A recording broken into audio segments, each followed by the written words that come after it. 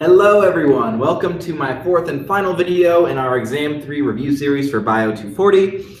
I think this will also be the most watched video because I haven't had an SI session over this material yet. So now we're going to talk about transcription and translation. Now, just as a little refresher, this has to do with the central dogma of biology. If you remember what that is, that's going from DNA to RNA to protein by addressing the steps of going from DNA and RNA and from RNA to protein. When we go from DNA to RNA, that's what we call transcription. And when we go from RNA to protein, that's what we call translation. So I think it's kind of helpful to envision how these processes of transcription and translation fit into the overall central dogma of biology. Now, big picture, we're just talking about why DNA is useful, right? We use DNA ultimately to make proteins, and proteins are what account for pretty much all of the diversity between living organisms, aside from other things like, cellularity and stuff. But anyways, I'm not here to talk about that. I'm here to talk about transcription and translation. So I want to also review a little bit some material from Unit 1, RNA versus DNA specifically. So let's talk about those, some differences between them. So we know they're both nucleotides, right? They're both nucleic acids, polymers, nucleotide monomer. DNA, though, is double-stranded, and RNA is single-stranded. So you will very rarely see double-stranded RNA. For this class, we say there's no such thing as double-stranded RNA. So DNA, double-stranded, RNA is going to be single-stranded. That's one big difference. Another big difference is going to be the sugar used. So DNA stands for deoxyribonucleic acid. RNA stands for ribonucleic acid. The sugar in DNA is deoxyribose. The sugar in RNA is ribose. That's another difference. So we have single-stranded versus double-stranded. We have the sugar used. We also have the presence or lack of a 2' alcohol. So if I were to draw out a nucleotide, right, we have our phosphate, sugar, base. We have our alcohol group off this 3' carbon. This is a DNA molecule. We can tell because in RNA we have an additional OH group off of this 2' carbon. So that's another difference between DNA and RNA. And then another major difference is going to be that RNA utilizes the base uracil while DNA utilizes thymine in its place. So if you look at a strand of nucleic acid and you see uracil, you know you're dealing with RNA. If you see a strand of nucleic acid and there's a thymine in there, then you know you're dealing with DNA. So those are some slight differences between DNA and RNA. Now that we've reviewed that, I think it's important for us to go ahead and jump right into transcription. So there are 3 phases of transcription: initiation, elongation, and termination. And remember, our ultimate goal is to make a strand of RNA that will ultimately turn into protein. So because we start with DNA, I'm going to draw our DNA out here, right? It makes sense to go from DNA to RNA. We have to start with a strand of DNA. The 3 phases of transcription are initiation, elongation, and then termination. You want to know about those. So in the initiation phase, we're going to actually have our all-star protein, RNA polymerase, bind to the DNA. So surprise, surprise, polymerase is going to come back. Polymerase is going to run along DNA from 5' to 3' and make a strand of RNA. So in this initiation phase, what's happening is we're signaling that RNA polymerase to come to this specific spot of DNA. So we have our RNA pol here, and we're going to do that in prokaryotes using a -35 sequence of nucleotides. In eukaryotes, we're going to use the CAAT box, which is at about -75. Oh, I should explain the designations as well. So the very first nucleotide that you transcribe is designated as +1.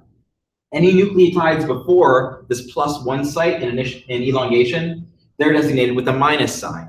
So about 75 nucleotides back is our very first initiation zone. This is going to be what we call the CAAT box in prokaryotes. This is in eukaryotes, CAAT eukaryotes, get that down.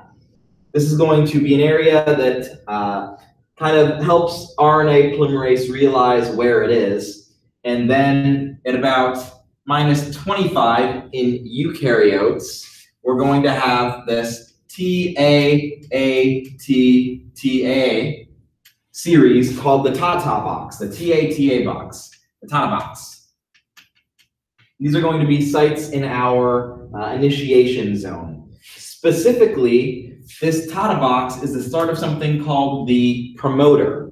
The promoter is where transcription is really picking up. It's about, right before where transcription immediately starts. In the promoter, you have the accumulation of these things called transcription factors that also help recruit RNA polymerase, and you also have a series of nucleotides that are very easy to separate. So this TATA box, if you remember back to my previous video where I mentioned that adenine and thymine have 2 hydrogen bonds holding them together, these AT bonds are much easier to break than GC bonds, which have 3 hydrogen bonds holding them together. So this TATA box in the promoter sort of, is the start of transcription, really, opening up that DNA. We didn't start actually laying down RNA yet, so we didn't fully start transcription, but we're setting the field. We're really setting the field in this promoter region.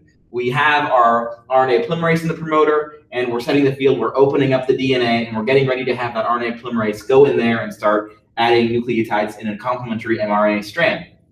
Now, the elongation phase is where transcription is actually happening.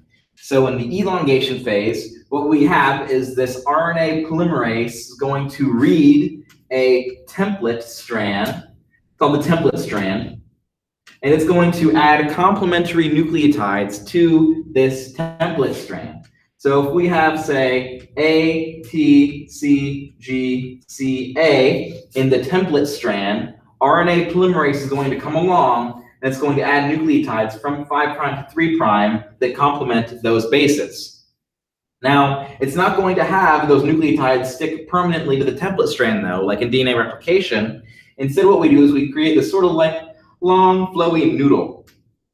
And this noodle is eventually going to fall off of the DNA and go elsewhere in the cell to make protein.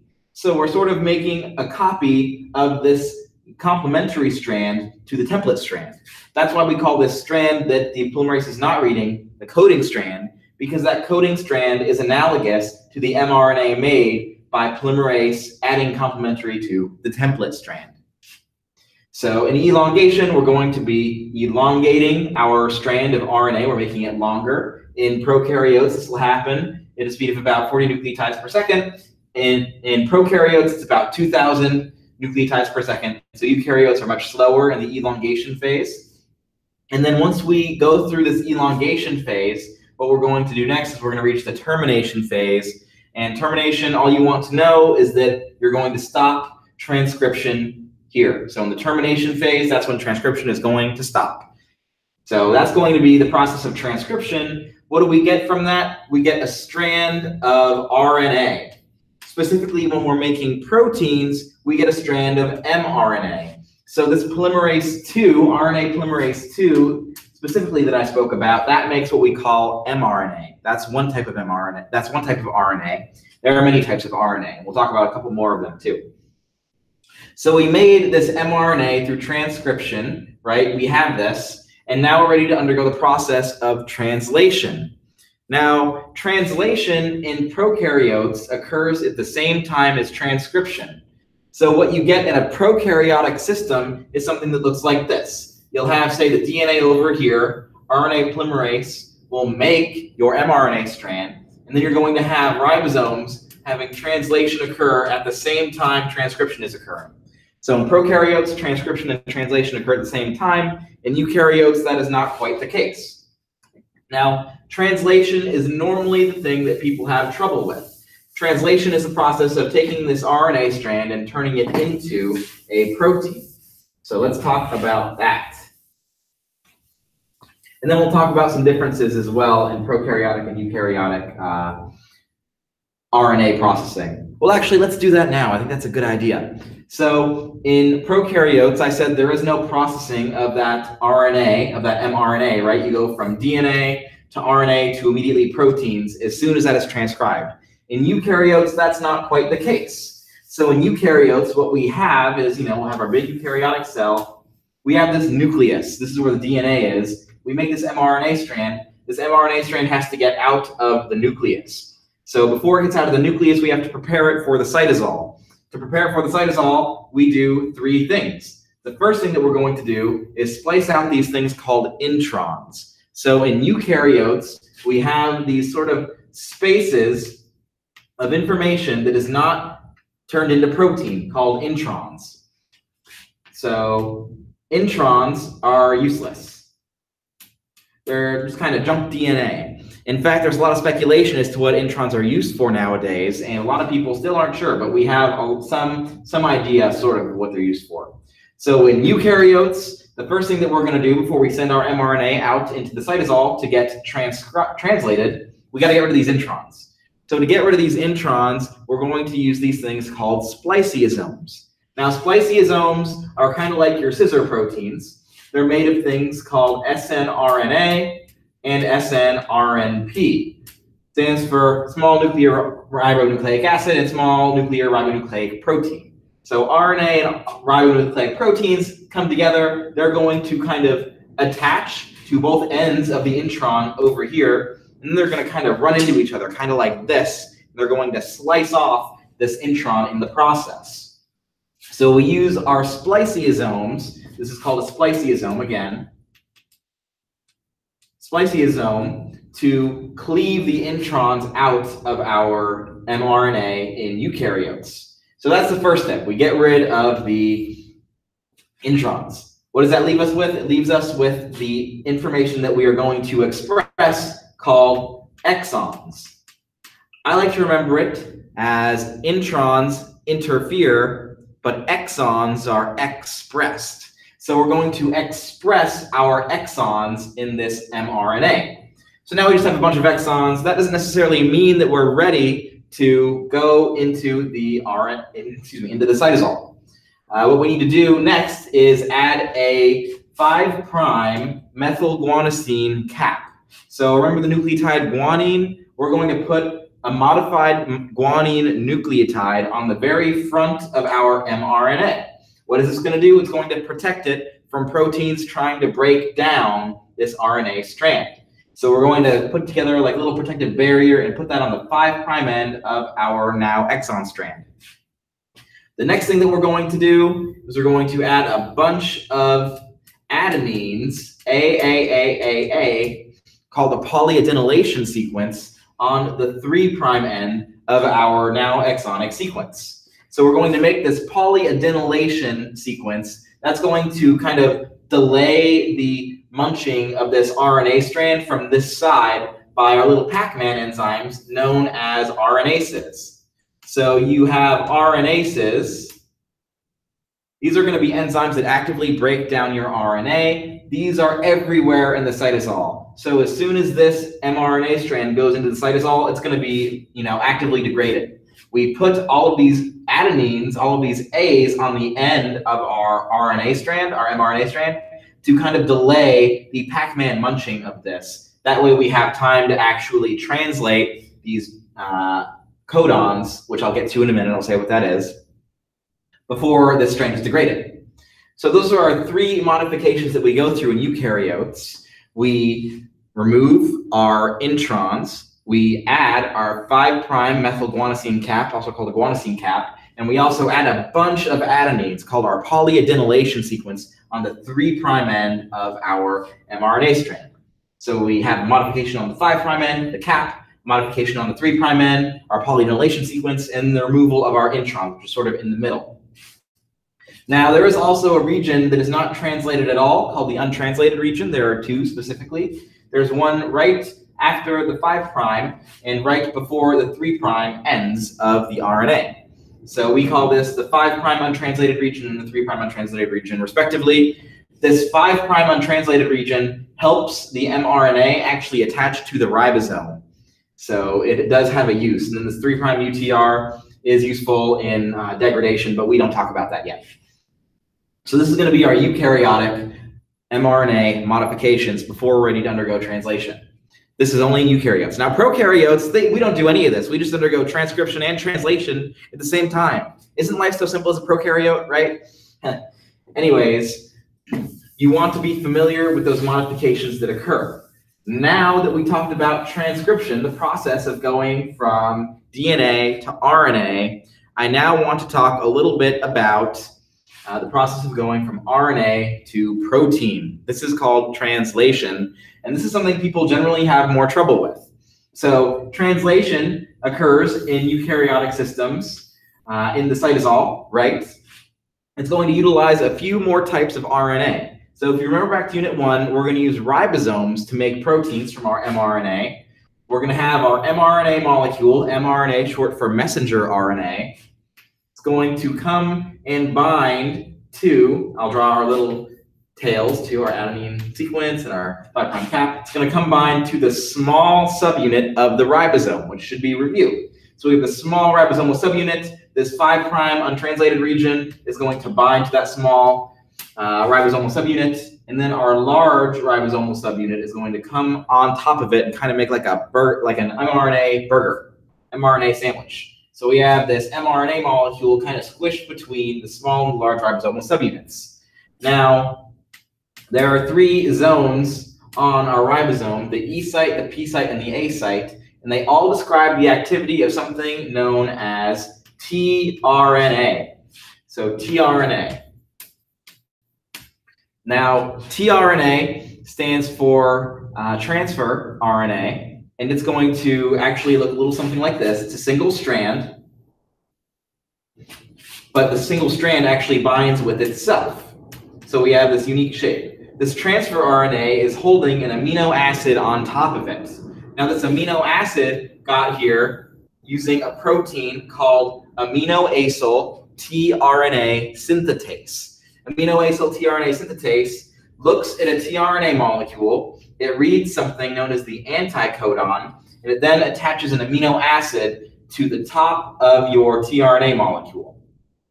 Now, the way that translation is ultimately going to work is you have a bunch of nucleotide sequences in your mRNA, right? You know, like A, C, A, U, U, G, A.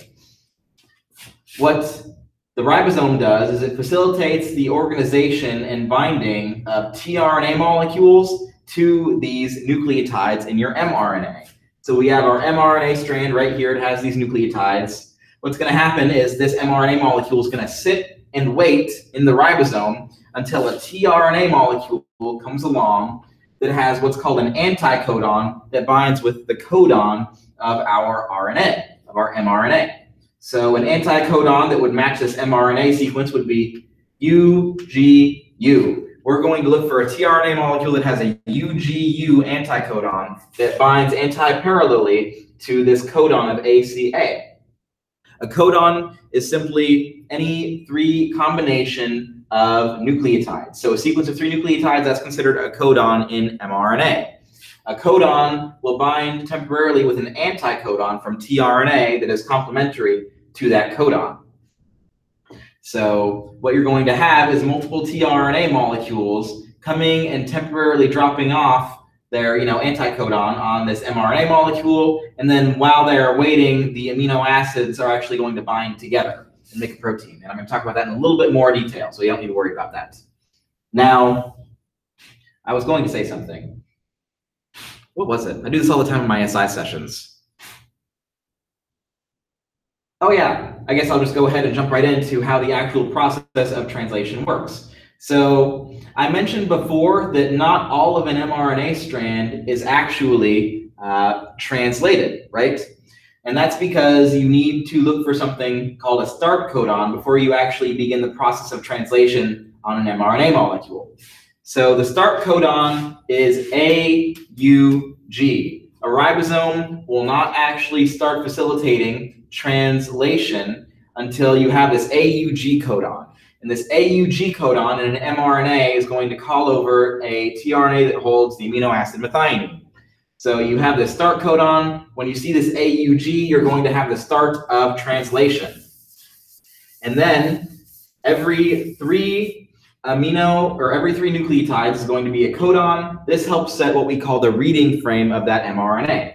So if I have an mRNA molecule that looks a little bit like this, AAA, CCC, UGU, GU, how is the cell going to know what to look at in terms of codons? Are we going to start with these three A's? Are we going to start with, AAC, maybe ACC? What is going to be the start codon, right? When we have this AUG, that tells the cell, okay, we're going to start transcription here. So start codon is important for establishing what we call the reading frame to make sure that we are actually reading the codons in the correct order in the way that they are meant to be read in. So we start the process of translation with this AUG. We're going to have, let me draw a ribosome out here. I'm going to draw it really big, that way you all can see it. So we have our large ribosomal subunit, we'll have our mRNA molecule, and then we're going to have our small ribosomal subunit. We're going to have the E site, the P site, and the A site. We're initially going to have this AUG. Right under the A site, our tRNA is going to come in. It's going to be holding the amino acid methionine, and it's just going to sit there. Now what's going to happen is the ribosome is going to progress down from 5' towards the 3' end of the mRNA molecule. That's going to shift everything to the left. So now the AUG codon, AUG, is over in the middle in the P site. The tRNA associated with AUG is going to be in the P site. It's going to have that methionine amino acid still attached to it as well. Now let's say we have, the codon ACC. This is going to call over a different tRNA molecule. It's going to call over a tRNA molecule with the anticodon UGG. Remember how I talked about that anticodon? So a tRNA with that anticodon of UGG is going to come and temporarily bind to this part of the mRNA, and it's going to be carrying a different amino acid. So now we have UGG in the A site.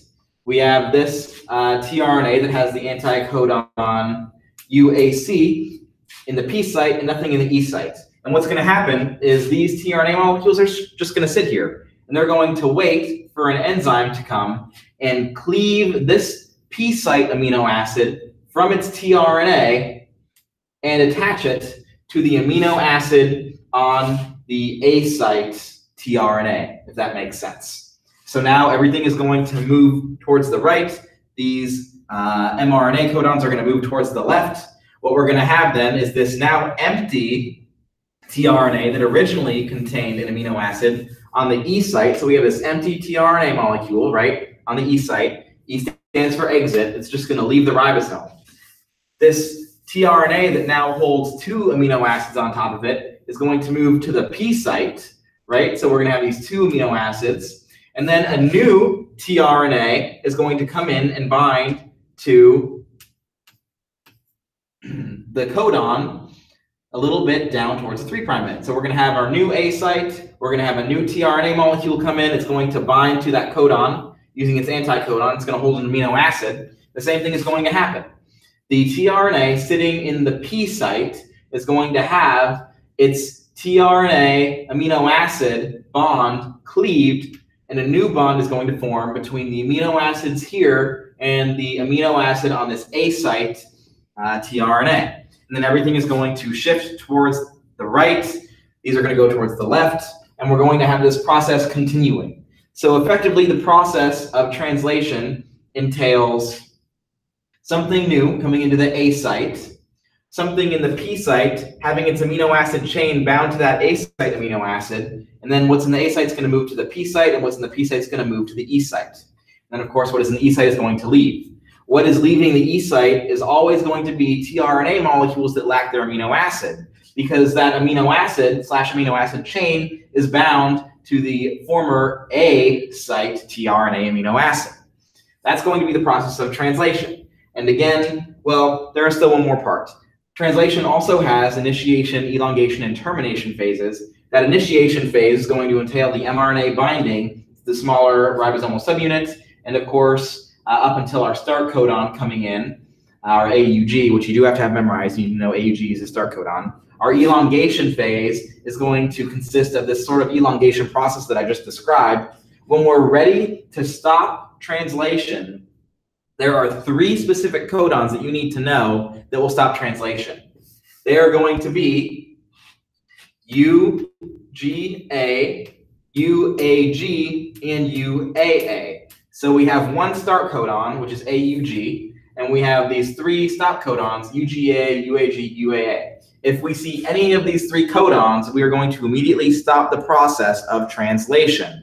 What's going to happen is no tRNA molecule will actually bind to these codons. Instead, something called a release factor will come in and bind to them and stop the process of translation from occurring anymore. So our termination of transcription is when we see a stop codon, maybe like a UAA in our mRNA, and then that stop codon is going to call over a release factor that has an anticodon that binds to UAA, and we're going to stop the process of translation entirely.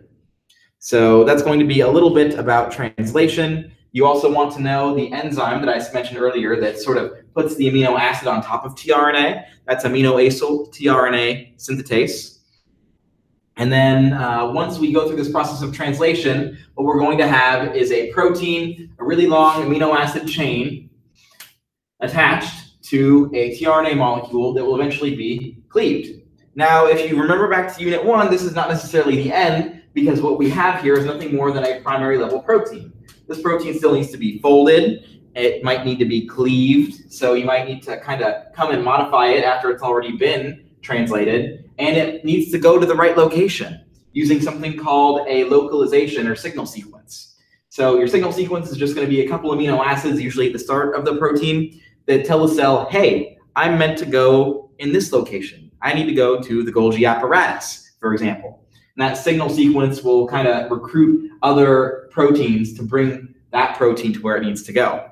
So just because you finish translation doesn't mean that the protein is necessarily done and ready to do its job, right? So that's a little bit about transcription and translation.